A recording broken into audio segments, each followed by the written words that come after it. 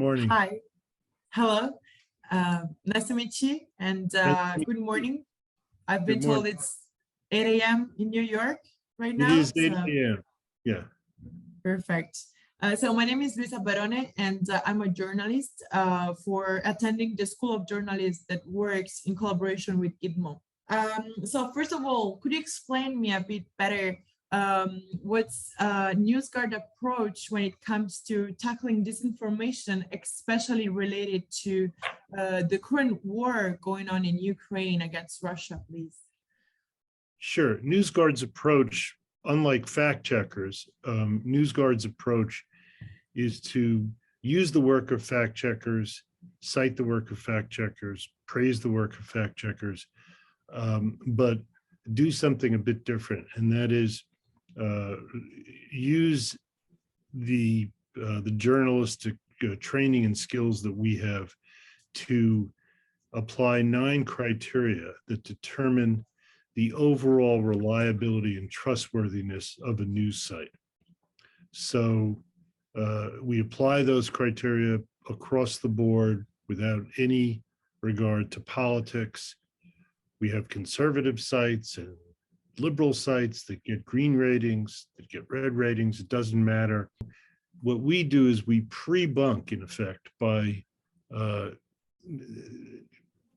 giving people information about the overall reliability and trustworthiness of what they're about to read online.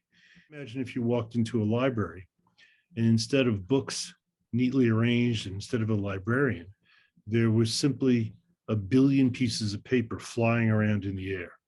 And you plucked one out of the air. You don't know who wrote it. You don't know who's financing it. You don't know what their credentials are. There's no librarian. You don't know anything. That's the internet. So NewsGuard was formed and is dedicated to the idea of restoring some kind of order to the internet the way librarians and libraries do to the written word. Okay, perfect. Thank you very much. And would you explain us the criteria for NewsGuard to verify whether a source is reliable or not? Well, as I said, we applied 9 criteria. They're weighted and they add up to 100 points. If you get 60 or above, you get a green. It has to be unambiguously bad stuff to fail repeatedly publishing false news, which counts for 22 points. Other categories are, does the site disclose its financing? That has turned out to be quite important because right now, as we sit here and have this conversation, we have identified 172 sites that are pushing Russian propaganda about the Ukraine war. Of those, 4 or 5 of them we all know are financed by the Russian government. Dozens and dozens of them, you can't tell the financing. It is a telltale sign that there's something really wrong with the website if they don't tell you who's paying for it. And often with these sites, you'll see they don't have any advertising. And they seem to have a robust staff, but who's paying for it? We have a service at NewsGuard that provides a filter so that advertisers can keep their ads off of those sites.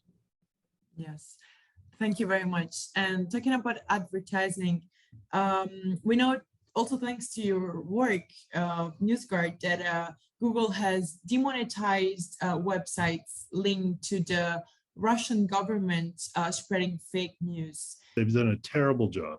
They've demonetized temporarily 2 or 3 of the most prominent sites that were talked about in the press and that the European Union officials held a press conference about.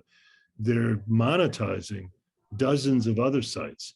And when the publicity stops, they'll go back to monetizing Sputnik and RT and all the others, which is what they've been doing for years.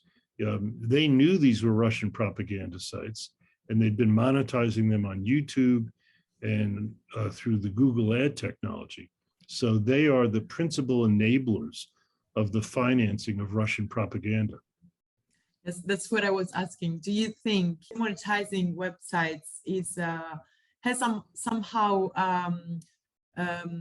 success in hindering the survival of these websites spreading fake news? Well, it would help. Now let me say that, NewsGuard doesn't believe in blocking anything. We believe in providing information so that readers know who's feeding them the news. On the advertising side, again, we're not saying necessarily that advertisers should be prohibited by law from advertising on any site they want to advertise on. But what we are saying is they ought to know where their ads are going. The issue is that Google is not giving them the information so they can make the choice not to advertise on those sites. I understand. Thank you. And coming to my last question, you recently published a report on about the war, disinformation, and TikTok. TikTok is very trendy right now among very young people. So what do you think for the future is the best way to tackle the spread of fake news on TikTok and social media in general? One way to clean up TikTok would be for officials in the Western democracies to require TikTok and its Chinese owners to make the same TikTok content that's available and that is polluting Western democracies, to make that available in China, which is the country that owns TikTok. Because as soon as they required that, they would clean up TikTok. The other way, again, is to give advertisers information about where their ads are appearing. TikTok is based on advertising, and advertisers have no control